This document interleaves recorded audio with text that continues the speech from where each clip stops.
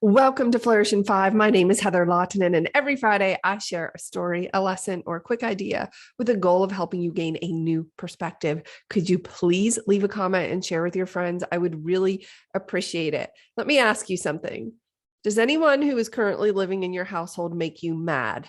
Have you experienced any type of anger lately to the people around you? There are two things that have come up for me lately that I want to share with you. Number one is the importance of recognizing, understanding, acknowledging, and properly naming your emotions. So when you say you are mad or angry, that's usually a little bit too general or vague, and you need to go deeper and get more specific. Now, if you need help in this area, I highly recommend the app 10% Happier for meditation. I love their courses. I have been a member for years, and I recently started rewatching the course on emotional agility, and it is so fascinating. He talks about the ABCs of your emotions. First, acknowledging, then finding balance, then curiosity, and then seeking out support. But the acknowledgement is key because you might just feel very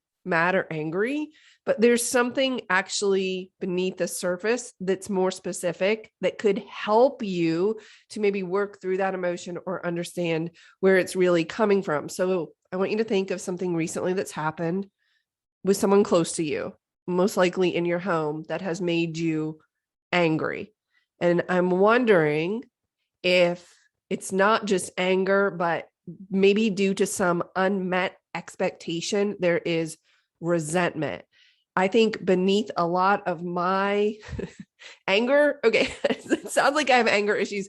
I really don't. But if I am mad about something, it many times, I don't want to say all the time, but it seems like many times when I'm exploring it, it actually boils down to resentment.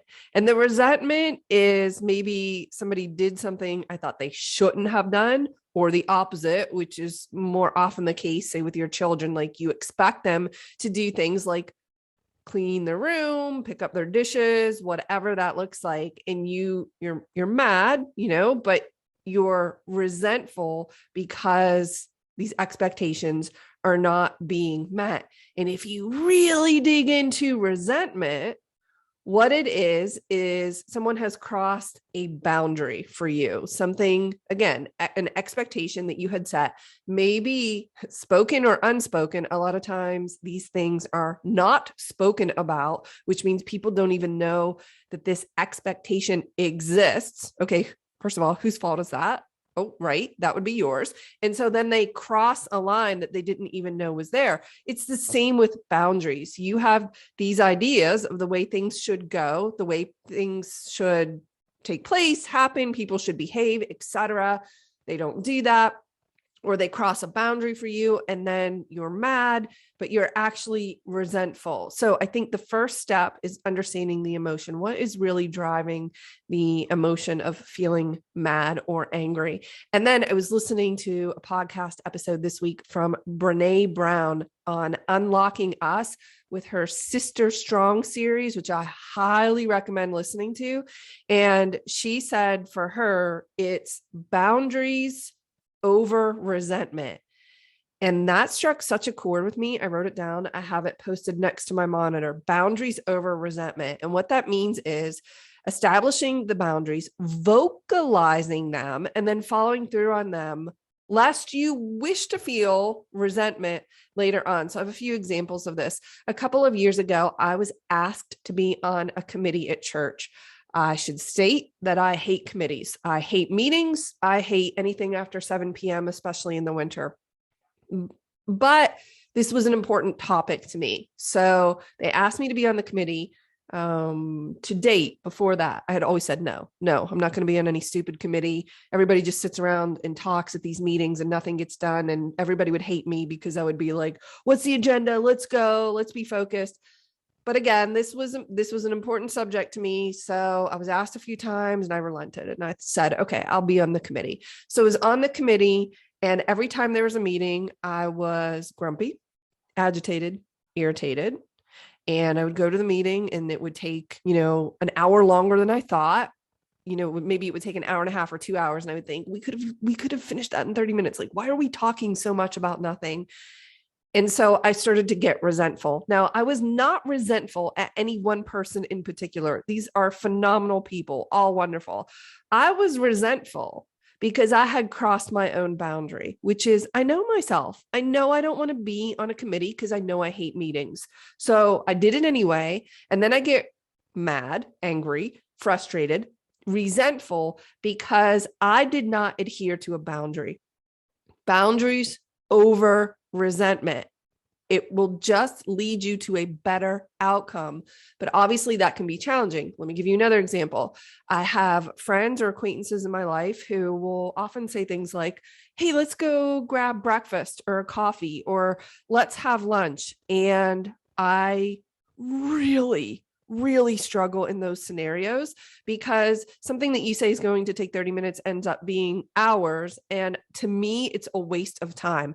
I am not saying people are a waste of time. I greatly value people in the relationships that I have. But for me to take time out of the middle of my day to go have coffee or lunch is just not going to happen.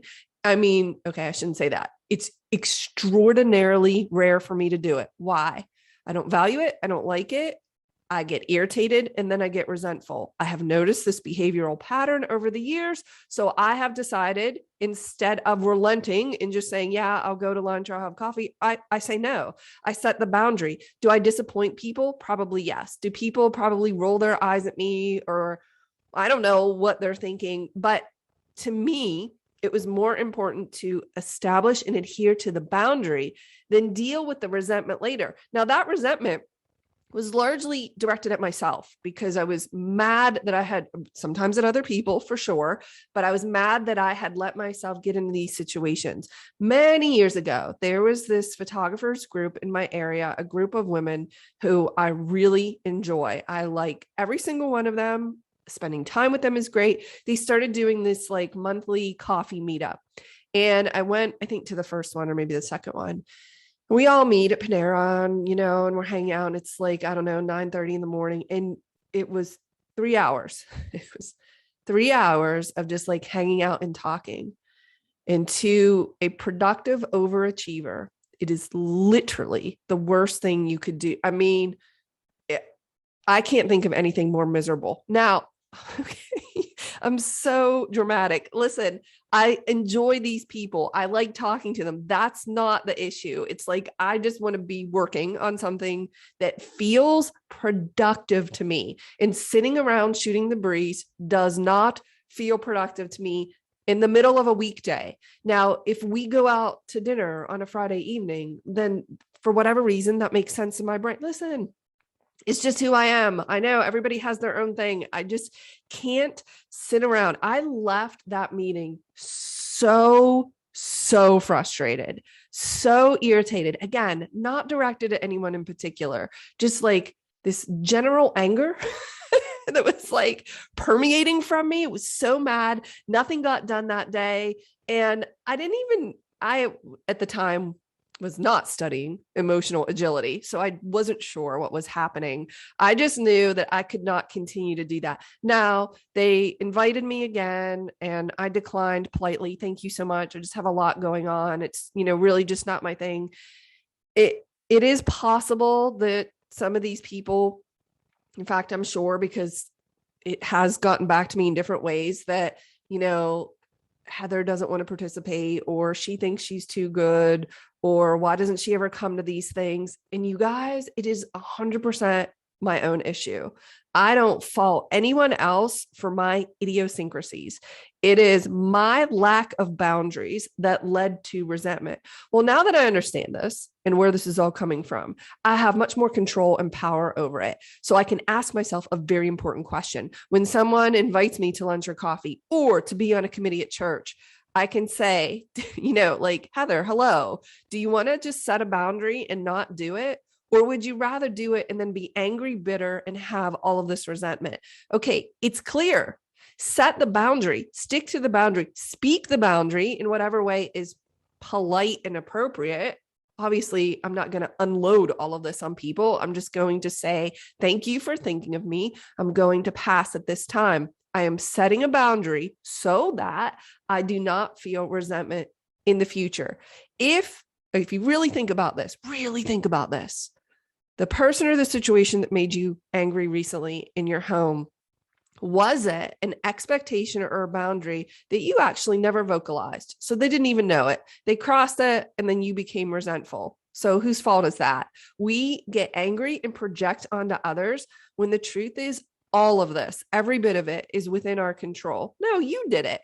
You didn't explain to your spouse or your children what you expected clearly. You didn't establish clarity around your boundaries. Something did or did not happen that you didn't appreciate. And then you feel anger, which is actually just resentment. So I would like you to take a closer look at your emotions. You feel angry and mad. Okay, why? What is happening there? And how can you establish the boundary? Because from now on, now that you've heard this, you have a responsibility to choose the boundary over future resentment. I hope that you found this useful. I'll see you in the next episode.